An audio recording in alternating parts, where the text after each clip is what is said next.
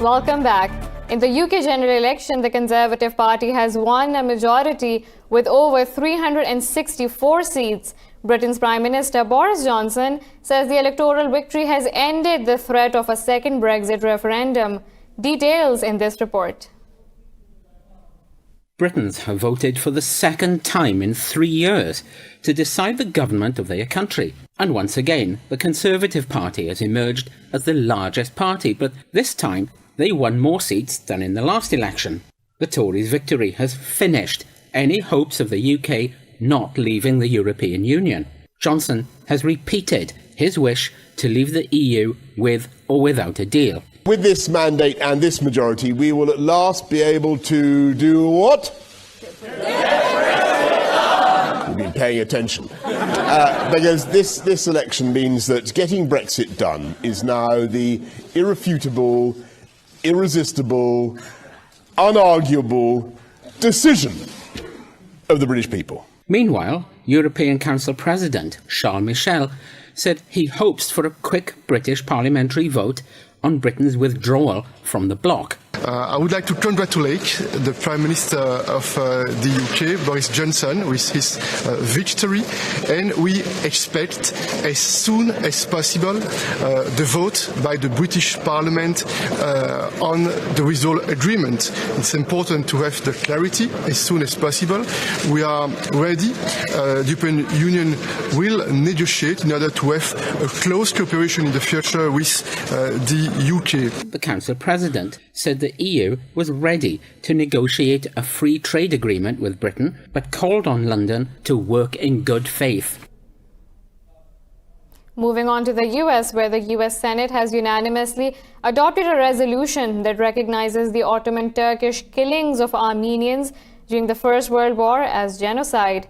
Turkey has condemned the vote, saying it will not help improve relations between Washington and Ankara. The legislation's co-author, Senator Bob Menendez, said the Senate has corrected the history after passing this resolution. Meanwhile, Turkey's Foreign Minister Mevlut Cavusoglu called the vote a political show, saying it was not legally binding and has no validity. In a statement, Cavusoglu said the vote was a shameful example of how history can be politicized. The move has dealt another blow to the already difficult ties between Ankara and Washington.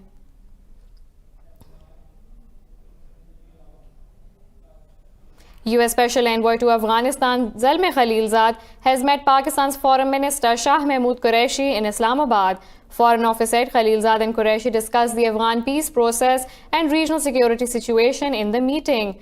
Qureshi said Pakistan has always maintained that there is no military solution to Afghan conflict. Khalilzad lauded Islamabad's support for reconciliation process and shared details of talks between the US and Taliban. Earlier, Khalilzad announced a brief pause in talks with the Taliban after an attack on an airbase in Bagram on Wednesday. Khalilzad said he met Taliban leaders to express outrage over the attack.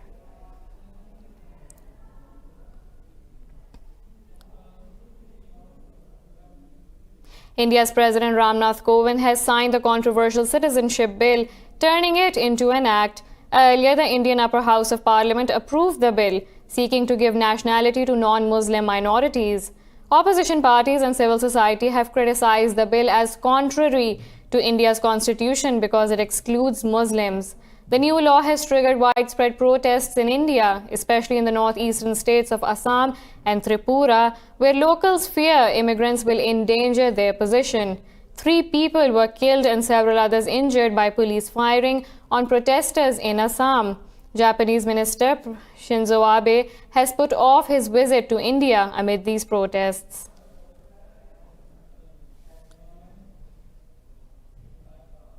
In India, the Supreme Court has dismissed petitions pushing for a review of the recent ruling in favor of building a Hindu temple on disputed land in northern Ayodhya city. A 16th century mosque was torn down by a Hindu mob in 1992 at the site. A 5-member Supreme Court bench said they have gone through the petitions and they do not find any ground to entertain them. A total of 19 petitions were filed to review the verdict in the land dispute case. Muslim petitioners said they found the verdict unfair and a majority of the country's Muslim population is against this ruling. In early November, the court gave a ruling that the Ayodhya site will be given to a government-run trust for building a Hindu temple.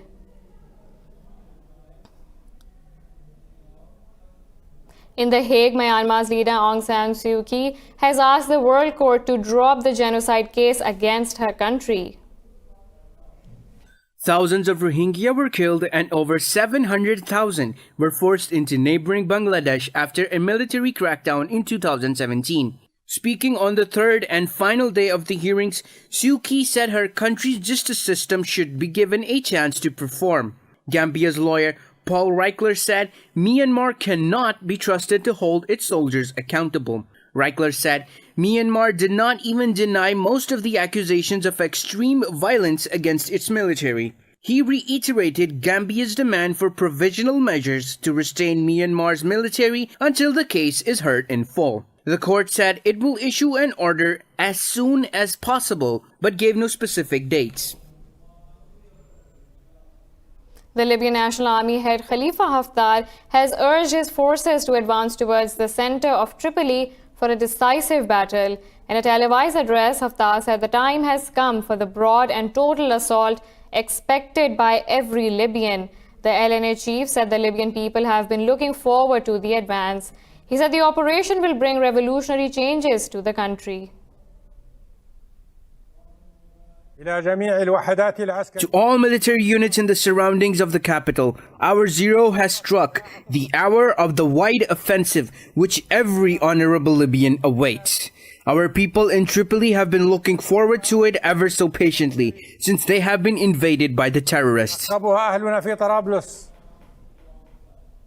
The US has tested a conventionally configured ground-launched ballistic missile.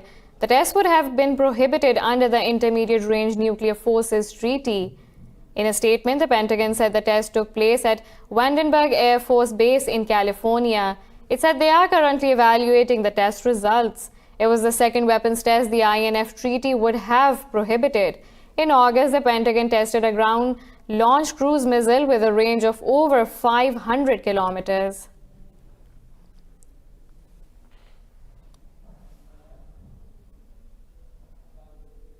In the US, the House Judiciary Committee has postponed voting on articles of impeachment against President Donald Trump for a day. The move incensed Republicans who said many had been planning to go home and would now have to reset their schedules. The decision was taken by Nadler after 2 days of acrimonious debate. Republican Doug Collins claimed the rescheduling was a publicity stunt. The two articles of impeachment accused Trump of abusing his power and obstructing Congress. Chile's lower house has rejected a move to impeach President Sebastián Piñera. The president was accused of failing to safeguard human rights during weeks of rioting. The legislators tossed out the motion, saying it did not meet the constitutional threshold for removing a sitting president. Opposition lawmakers behind the impeachment bid contended Piñera failed to act quickly enough to stamp out police abuses. In October, protests began in Chile over a rise in metro fares, which quickly spiraled out of control, leaving 26 people dead.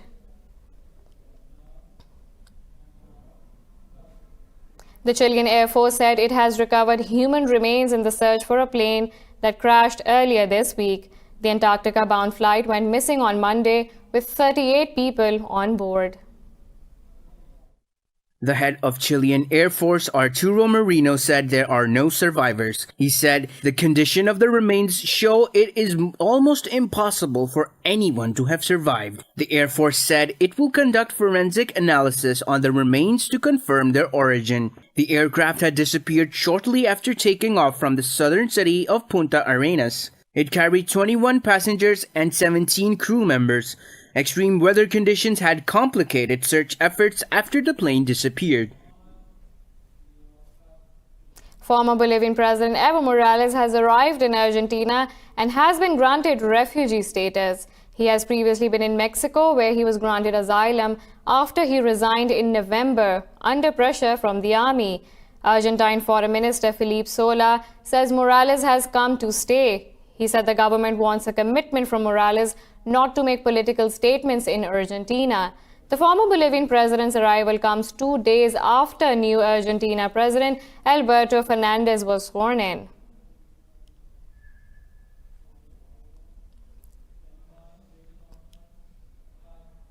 We're taking a short break. We'll be right back with more news. Stay tuned.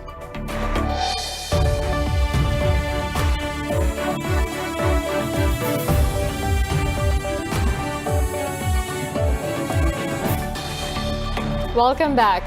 In Pakistan, 15 people have been killed after a passenger bus rammed into a truck in southwestern province of Balochistan. Rescue officials say the pickup truck was carrying containers of oil, causing the vehicles to combust upon collision. One person survived the collision by jumping from the passenger bus before the two collided. Police say initial reports suggest the accident took place due to overspeeding.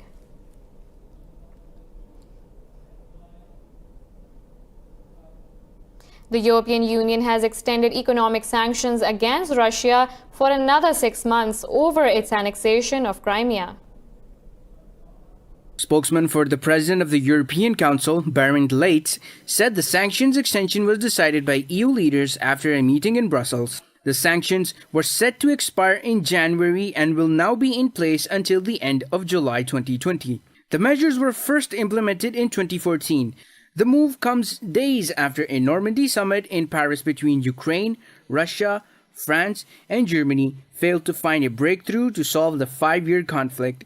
The restrictive sanctions target Russia's energy, financial, and arms sectors. The EU has said the measures will only be eased if Minsk's ceasefire deal signed by Moscow and Kiev in 2015 is fully implemented.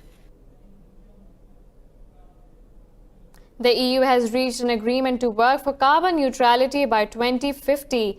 EU leaders held talks in Brussels amid pressure to commit to making the 28-member bloc carbon neutral. After the meeting, European Council President Charles Michel said reaching carbon neutrality is an important goal. The deal left Poland out of the commitment and also allowed some members to use nuclear energy in the future. Earlier, Poland, Hungary and the Czech Republic opposed the bloc's target of zero net carbon emissions. The 3 Eastern EU members argued move would hamper development of their coal-dependent economies.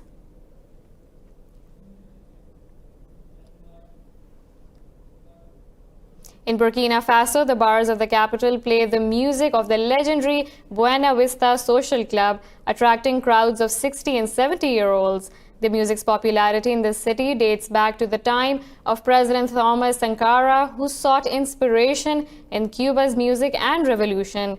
This report tells how the Cuban tunes traveled to West Africa. In the bars of Burkina Faso, the music of Cuba's legendary Buena Vista Social Club is alive and thriving. Bob Saidu and his band, the Faso Elites, play every weekend in one of the many bars and clubs of the capital, Ouagadougou. Us Burkinabe people like Cuban music. It takes us back to the old days, the time of our parents and our old president Thomas Sankara. May he rest in peace. He really liked Cuban tunes. Thomas Sankara was nicknamed the African Che Guevara. He became a figurehead of the anti-imperialist and Pan-Africanist movements. Sankara led Burkina Faso from 1983, before he was betrayed and assassinated in 1987. At this time, when many African nations were moving on from decades of colonial rule, Cuban music, with its links to the revolutionary politics of Fidel Castro, struck a chord. During Sankara's time in office, many people went to Cuba for education. In exchange, many Cubans travelled to Burkina Faso. Political advisors, soldiers, doctors, and musicians too. Cuba was a revolutionary country. At the time, there was a partnership between Burkina and Cuba. There were Cubans who came over bringing Cuban groups with them, like the Orquesta Aragon. They came here. Thomas Sankara was a musician himself, playing in guitarist Roger Bihun's former group Missile Orchestra before his ascent to the presidency. Together, they made music halls and bars sway to their Afro-Cuban rhythms. The tunes we played with him were written by Jonas Pedro and others. There were some Cuban pieces that we wrote here, mixing it in. We were good at Congolese music, Cuban, Mandinka, and Guinean tunes. The country recently observed the 32nd anniversary of Thomas Sankara's death and remembered this music-loving leader, a figure from a time when the worlds of music and politics were more intertwined than ever.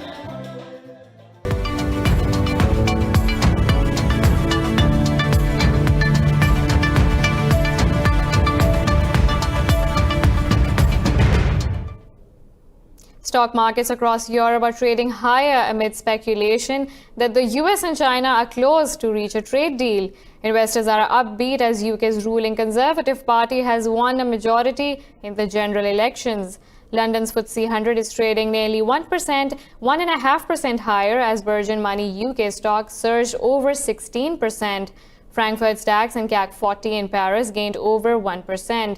In Asia, the gains were led by Tokyo's Nikkei 225, closing over 2.5% shares of index. Meanwhile, international Brent crude oil prices have surged nearly 1% ahead of trade deal hopes.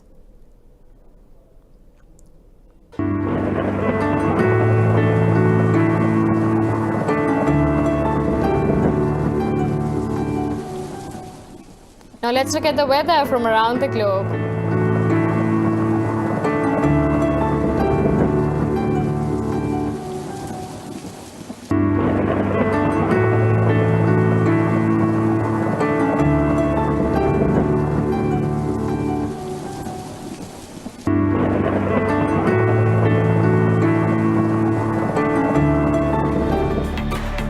This is all for now. For the latest updates, you can follow us on social media at indus.news.